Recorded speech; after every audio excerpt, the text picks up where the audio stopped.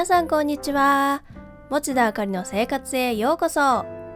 このチャンネルでは編み物のお供に楽しんでいただける動画をお届けしていきます。編み物の時間がもっと楽しくなるようなちょっとしたおしゃべりの時間をお届けできたらと思っています。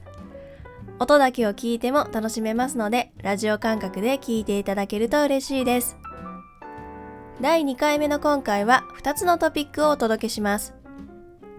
1つ目は改装のため閉店する新宿岡田屋さんへ行ってきました。いくつか毛糸を購入したのでお見せします。2つ目はお便り紹介です。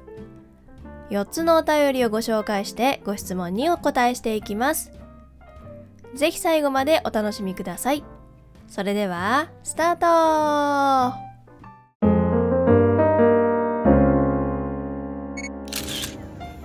それではまず移転前の新宿岡田屋本店へ足を運んだ日の Vlog をご覧いただきます。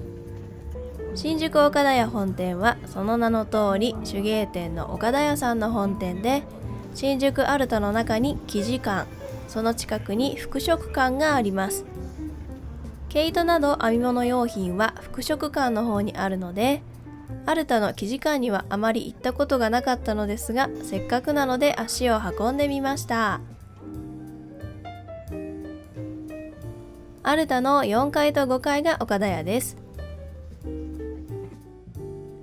閉店と移転のお知らせがいろいろなところに貼ってありました。こんな可愛いミニチュアもあります。さすが岡田屋という感じで、初めて見るような生地もたくさん売っていました。見ているだけでもワクワクします。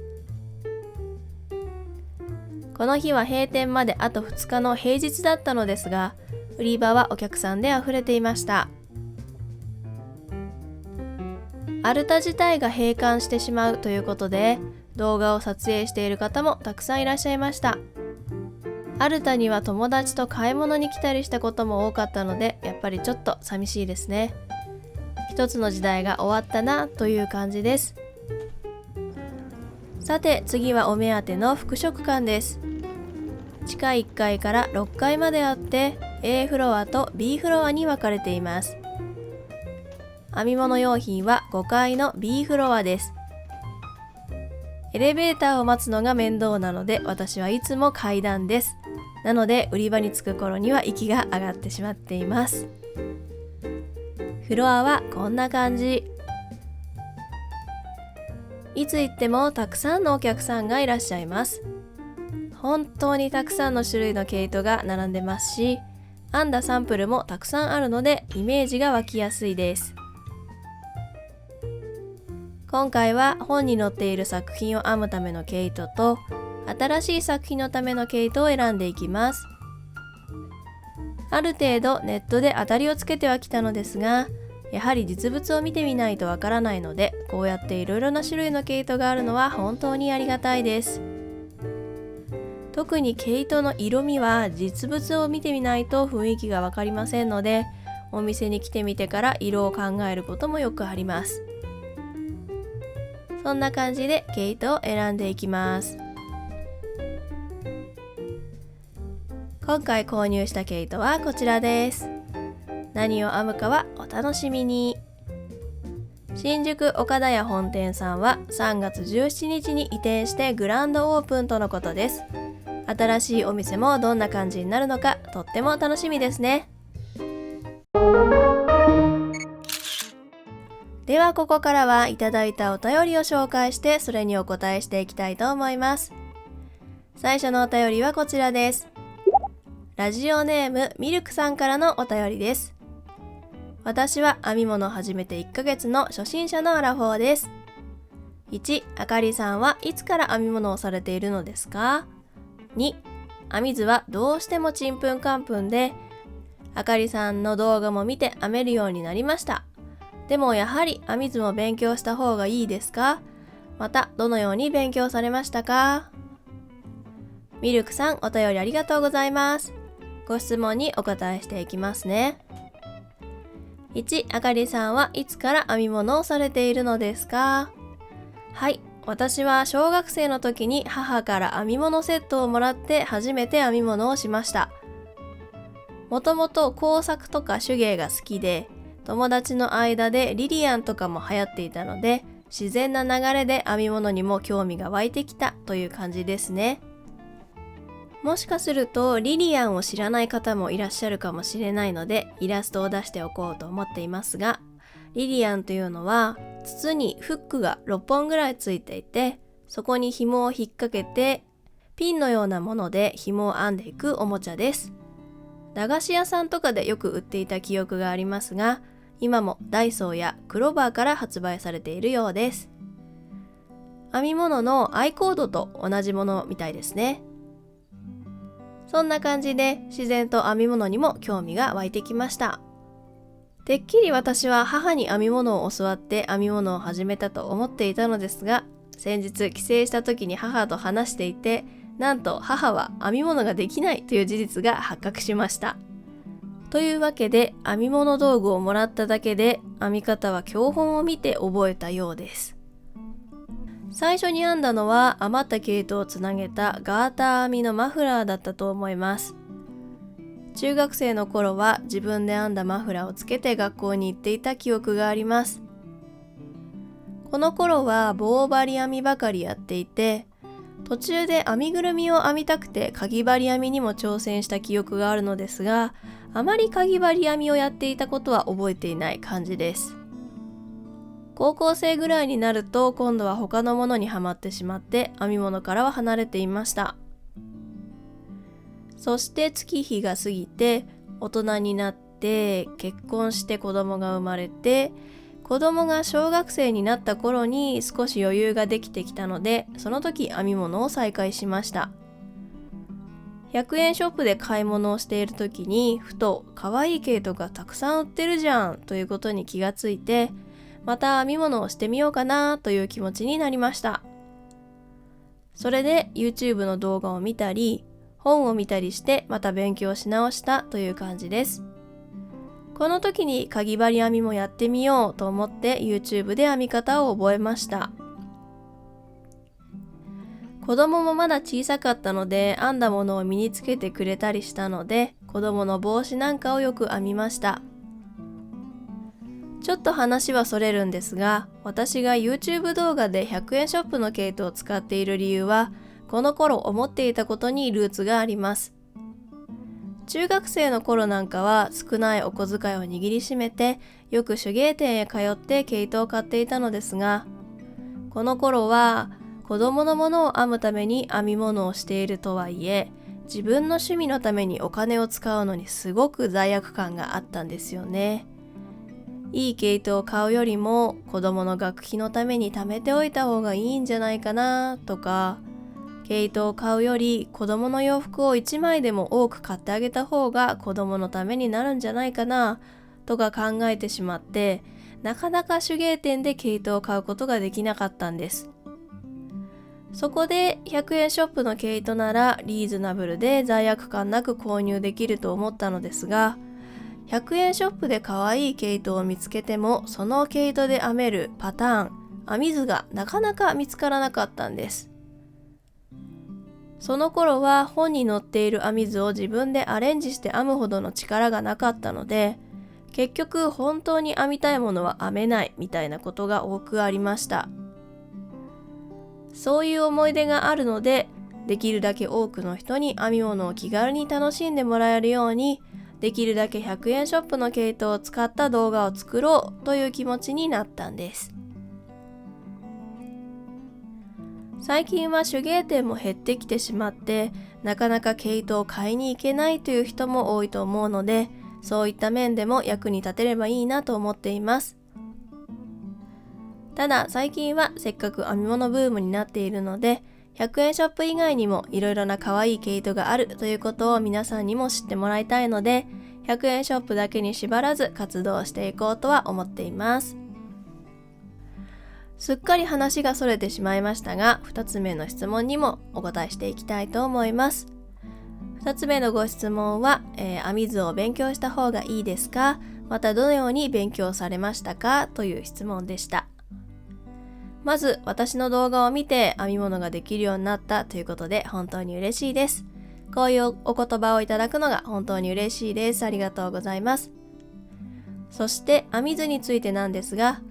一番最初に編み物を始めた時は YouTube がない頃だったので、教本を見てなんとか編み図を解読して編んでいって、その時読めるようになったという感じです。ただ私はかぎ針編みの編み図は結構苦手で、YouTube 動画を作るようになって編み図を描きたいと思った時、改めて教本で勉強したという感じです。なので最初の頃の動画の編み図は結構今見るとミスがあったり間違いがあったりします。編み図を勉強した方法についてですが、基本的な部分は教本で覚えました。そして編み図を見て作品を編んでいって、わからない部分が出てきたらその都度検索したり、YouTube で動画を見たりして編んでいくというのを繰り返していって覚えていったという感じです。勉強する方法としては、教本を読んで基本を押さえつつ、編みたい作品の編み図を見ながら実際に編んでいくというのがいいんじゃないでしょうか。最近の編み物本では編み図と動画が両方あるものなんかもありますから、そういう本なら編み図のわからない部分も動画で確認できるので、すぐに覚えられそうだなと思います。個人的には日本の手芸文化というのは他の国に比べてとても高度だなと思っていて、日本の編み物本もすごく凝った作品とか高度な作品が多いなと感じています。ですので編み図が読めるようになれば、そういう日本の素晴らしい編み物本の作品がどれでも編めるようになるので、編み図が読めた方がきっと楽しいんじゃないかなと個人的には思います。ただ海外では編み図ではなく文章で編み方を示したものが主流になっていたりもしますので、これからどんなものを編んでいきたいかによっても変わるかなという気もします。もし海外の編み物がお好きでしたら、英語の文章パターンが読めるようになると、これもまた大量の作品が編めるようになるので、それはそれで本当に楽しいです。私もまだ完璧にはわからないのですが、英語の文章パターンが読めるようになってからかなり視野が広がりました。いずれにしても編みたいと思った作品の編み図や文章パターンを解読しながら編んでいくのが勉強になりますし、そうすると自然と身につくんじゃないかなと思います。だいぶお話が長くなってしまいましたが、こんな感じの回答でいかがでしょうか。ミルクさん、お便りありがとうございました。では次のお便りです。ラジオネームみななさん。いつも動画を楽しく見ています。質問なのですが、持田さんの毛糸の購入先やこういう毛糸が好きやこういう毛糸で今後作品制作をしてみたいなどありましたらぜひ聞きたいです。持田さんの作品のデザインももちろん素敵ですが、作品で使用されている毛糸の色味や配色のセンスも素敵だなと思っているのでお聞きできたら嬉しいです。これからも持田さんのペースで動画投稿いただけたら嬉しいです。みななさん、お便りありがとうございます。まずはいつも動画を見てくださってありがとうございます。作品の色味や配色を気に入ってくださっているということで本当に嬉しいです。では質問にお答えしていきますね。まず毛糸の購入先とどんな毛糸が好きかですね。これは皆様お察しの通り、毛糸は100円ショップで買うことも多いですし、他にはネットショップで購入しています。実店舗だと岡田屋さんで購入することが多いです。ネットショップは五商産業さんの毛糸ピエロをよく利用します。五商産業さんは100円ショップでも毛糸を販売されているので、名前に馴染みのある方も多いと思いますが、リーズナブルで品質のいい毛糸が多い気がするので気に入っています。あとは楽天ポイントが使えるので、他の買い物で貯まったポイントでちまちま毛糸を買っています。実店舗ですとずっと最寄りの手芸店が岡田屋さんだったので、基本的に岡田屋さんで毛糸を購入していました。少し前に引っ越しをしたんですが、その引っ越し先の最寄りの手芸店とその次に近くにあった手芸店が閉店してしまって、今はかなり遠くまで行かないと手芸店がない状態になってしまいました。なので用事があって都内とかに行った時に手芸店へ立ち寄るという感じですね。なのでなかなか手芸店の実店舗には行けていないのが現状です。そしてどんな毛糸が好きかなんですが、これはズバリ並太で単色でシンプルな毛糸が好きです。そして素材に関しては肌触りのいいアクリルとかウールとアクリルが混ざっているものが好きです。これは完全に主婦目線って感じで恐縮なんですけど、ウール 100% だとデリケートだから大切に扱わなきゃいけないし、お洗濯がちょっと大変な感じがして気が引けちゃうんですよね。私のテーマとして編んだものをちゃんと日常で使えるものにしたいという思いがありますので、アクリルの毛糸ならガンガン使ってガンガン洗っても大丈夫だし、そこまで気を使わないでいいのかなという気持ちがあります。あとは YouTube とかで海外の方の編み物動画を見ていると出てくるような鮮やかですごいでっかくてシンプルなアクリルの毛糸が日本でもあればいいなと思って、そんなものがないかいつも探しています。日本の毛糸は自然な色味とか落ち着いたカラーが多かったり、糸自体に個性がある毛糸が多かったりして、それはそれでとっても素敵なんですけど、私としてはもっとガツンとした鮮やかなカラーで並太で一玉がものすごくでっかいみたいな毛糸があればいいなと思っています。そういう毛糸がもしあれば普段着のウェアとかも編みやすいですし、子供のためにウェアを編む時も気兼ねなく編めるんじゃないかななんて考えています。ちょっとうまく言葉にするのが難しいんですけど、上質な毛糸で上質なものを編む楽しみっていうのももちろんあると思うんですけど、編み物がもっと実用的で気軽に楽しめるものになってくれたらいいなという気持ちですね。そして毛糸の配色についてなんですが、私は一昨年ぐらいにカラーコーディネーターの資格を取りまして、それがかなり役に立っているなと感じています。毛糸を選ぶときはいつも実物の毛糸を組み合わせて色味が合うかどうかを確かめてから購入していますが、カラーコーディネーターで色の知識を身につけてからは、ある程度理論的にこれとこれは合うなというのが分かるようになったので、最初からある程度選択肢を絞ることができるようになりました。なので闇雲に色と色を合わせてみて、これとこれは合うのかなとか、こっちだとどうかなみたいな感じで、色を見すぎてなんか訳が分からなくなっちゃったみたいなことがなくなったので、すごく便利になりました。せっかくなのでここですごく簡単ですが色合わせのコツをお伝えします。これは私の自己流の方法なんですが、ポイントは3つあります。1つ目、色は3色以内にするとまとまりやすい。2つ目、その3色のうち1色を色味のない白、グレー、黒にするとより簡単にまとまりやすい。3つ目、色の雰囲気をメイクと同じように考えると分かりやすい。これはどういう意味かというと、例えばボルドーとか茶色とかで秋色のメイクっぽく色を揃えてみようとか、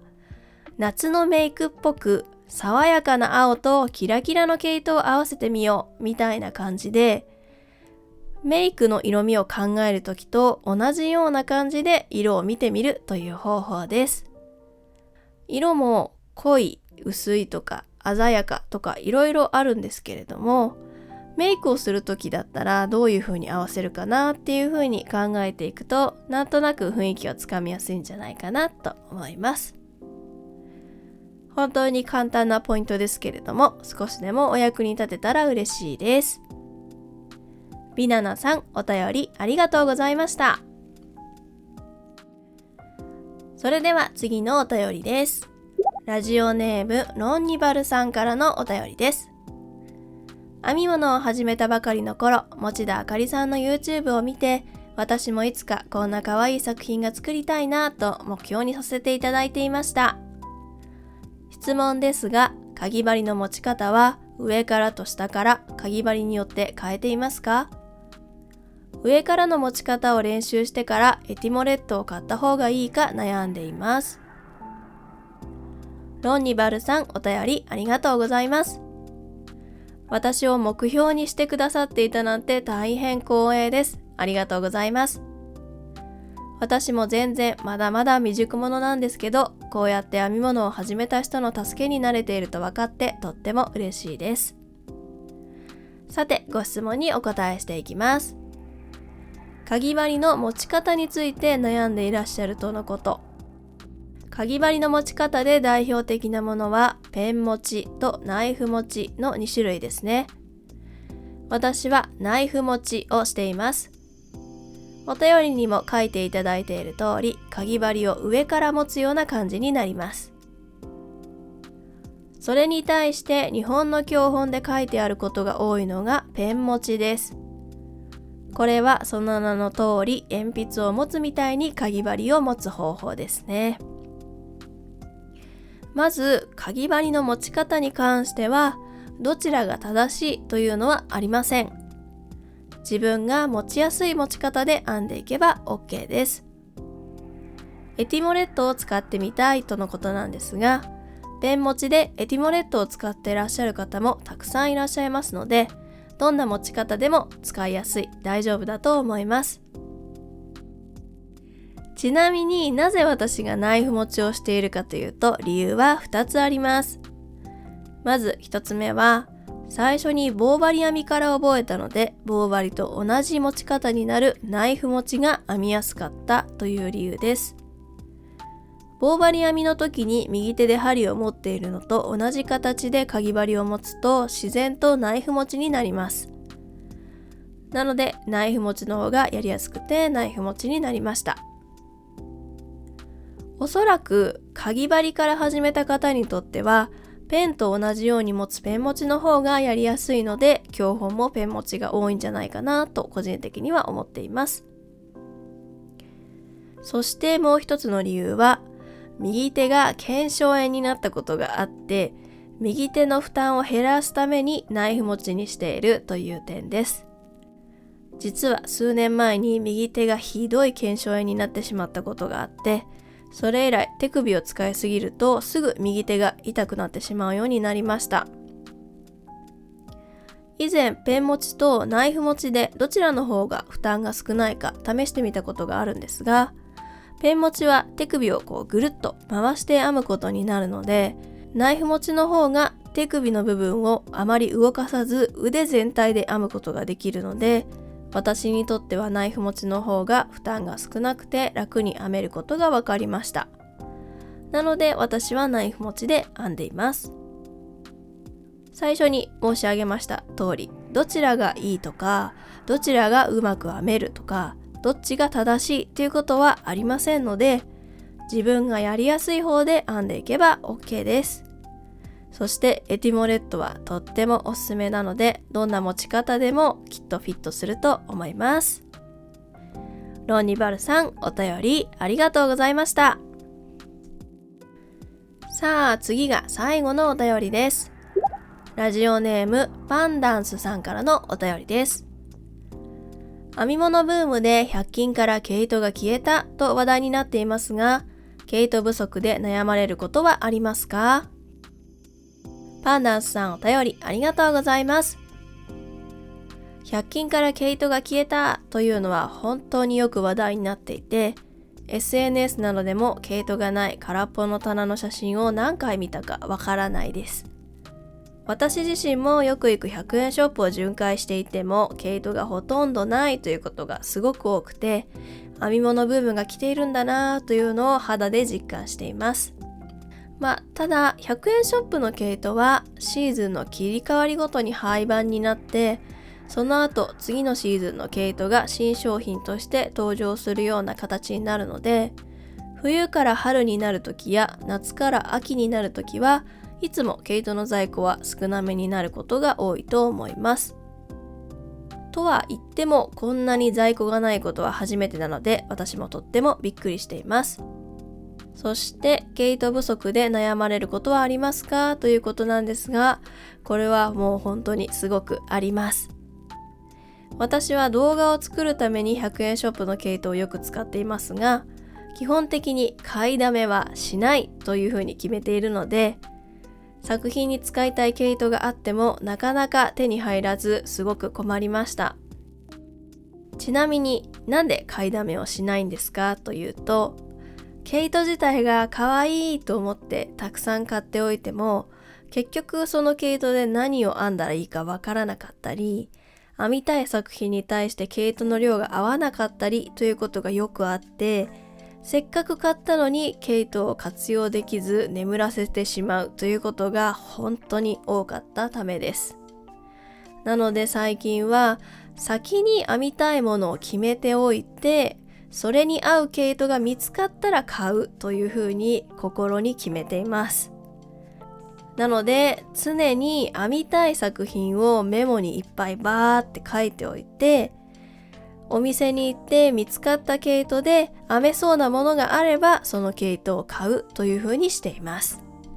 何を編むかの方を先に決めて毛糸を探しに行くので、100円ショップに毛糸がなくなってしまって本当に困りました。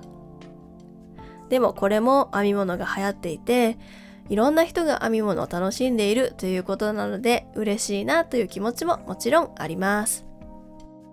最初のお便りの時にもお話ししたんですが、最近は手芸店が本当に少なくなってきてしまっているので、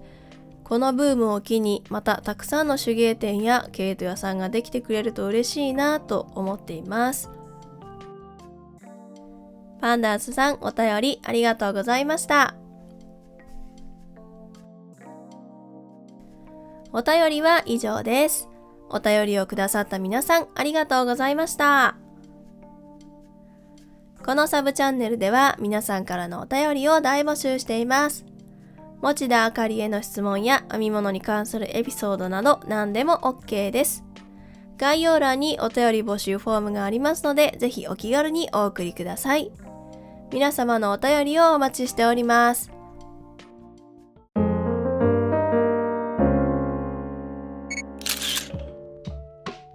さて、ここまでいかがだったでしょうか。最後まで聞いていただき本当にありがとうございます。